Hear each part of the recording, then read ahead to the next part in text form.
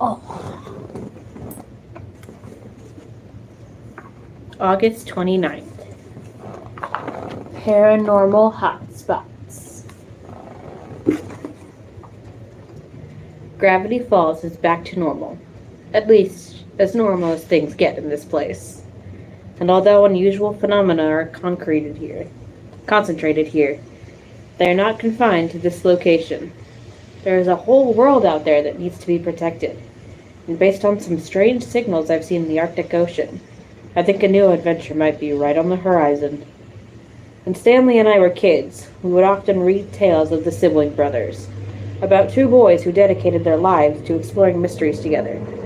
For the record, the butlers stole the capers. Obviously.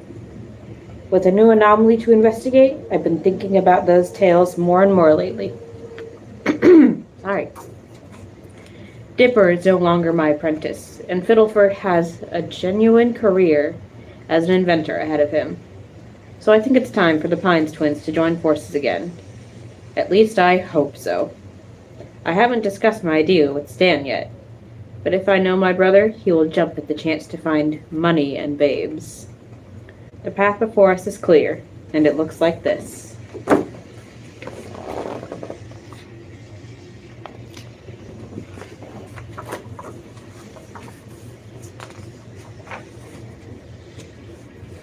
It is a beautiful summer day. Everyone is packing for their respective futures, but I have my mind drifting to how lovely the cloudless sky looks beneath the August sun. I've spent too long with my head in a book. It is time to look at the world and people around me once more. But what to do with these journals? They've been created, destroyed, lost, found, buried, and burned, and yet somehow, despite everything, they remain here like a curse I cannot escape. I had suggested to Dipper that because of all the misfortune caused by them, we burn them in the last campfire of the summer. Mabel, Seuss, and Stan all seemed very excited by this notion. But Dipper had a better idea. We burned all my Bill Cipher artifacts instead.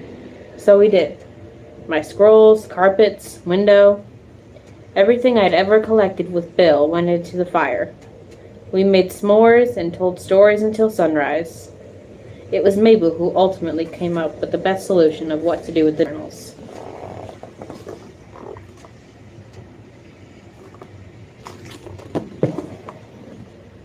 And so here we are at the bottomless pit, a mystery of Gravity Falls that I still have never fully solved. Based on my investigations, tossing these journals inside could land them just about anywhere.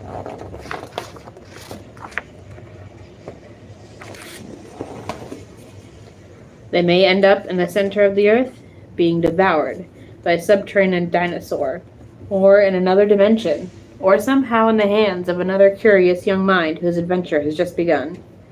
Perhaps someone who will find secrets in this book that were hidden even from me.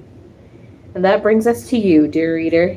If you are holding this book in your hands, you hold something more than a record of the curious happenings of a town called Gravity Falls.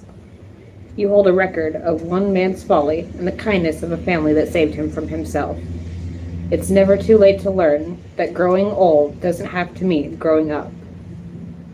Stay curious, stay weird, stay kind.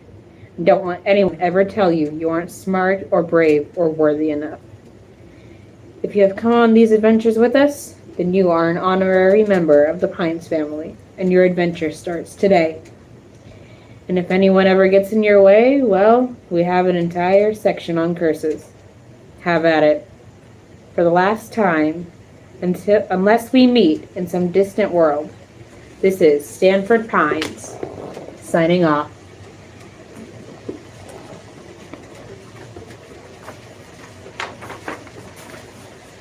Item number 618. Book found in forest in Oregon. Unknown origin. For sale. Might be of interest. Oregon Parks Department, 2016.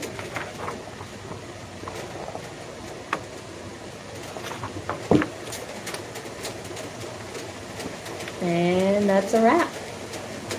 Say goodbye, Phoebe.